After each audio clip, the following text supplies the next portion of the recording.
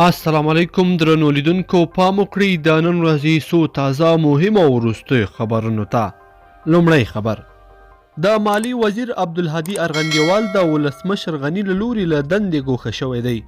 د چارو اداره وايي عبدالهادي ارغندیوال د ولسمشر له احکامو څخه د سرغړونې، د عوایدو په راټولولو کې د تعلل او په مالي وزارت کې د غیر قانوني ګمارنو له امله له دندې ګوښه شوی دی. دوهم خبر: د امریکا د ملي امنیت سلاکار ویلي متحده ایالات د دوحې پر توافقنامه له سره کتنه کوي. د امریکا د ملي امنیت سلاکار جک سلوین له خپل افغان سیال حمدالله محب سره په ټلیفوني خبرو کې ویلي امریکا غواړي د دوحې پر توافقنامه له سره کتنه وکړي څو وګوري چې طالبانو په دې برخه کې پر خپلو ژمنو تر کومو بریده پورې عمل کړی دی. دریم خبر: امریکایي رسنۍ وایي د امریکا نوې اداره غواړي د افغان سولې لپاره د امریکا ځانګړی استازی زلمی خلیلزاد خپل خپله دنده پرېږدي.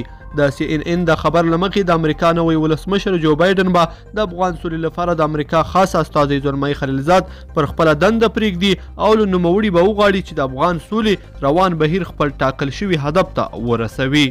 څلورم خبر: د ولسمشر غني لومړي مرستیال امرالله صالح د شپږمې ناحیې له اوسیدونکو څخه غوښتي چې په امنیتي برخه کې له حکومت سره همکاري وکړي.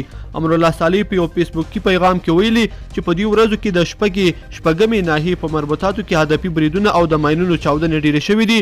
د ده په وینا یو ځانګړې کړۍ په دې سیمه کې فعالیت کوي او د سیمې خلکو ته پکار ده چې د دوی د افشا کولو په برخه کې له امنیتي ادارو سره همکاري وکړي او سیمې خلکو ته یې ویلي چې ځان سره پام وکړي ترڅو سیمه تر امنیتي ګواښ لاندې ده او ترڅو چې کنټرول لاندې راځي تاسو له ځان سره احتیاط وکړئ.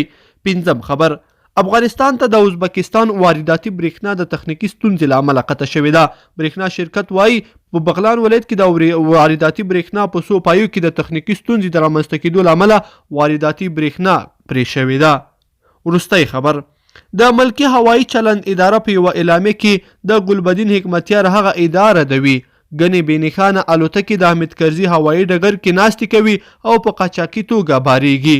دا په داسې حال کې ده چې پرون د حزب اسلامي مشر ګلبدین حکمتیار ویلي وو چې په دې وروستیو کې افغانستان ته له نښان او ځانګړي لوګو پرته مشکوکې الوتکې راځي او د حامد کرزي په نړیوال هوایي ډګر کې بارېږي او له بارېدلو وروسته له افغانستان څخه بیرته وځي. لیدونکو په دې هیله چې دا د نن ورځې څو خبرونه به مو راسره تر پایه پورې لیدلي وي. که مو دا ویډیو خوښه شوې وي نو لایک کړئ د سره او چینل سبسکرایب کړئ.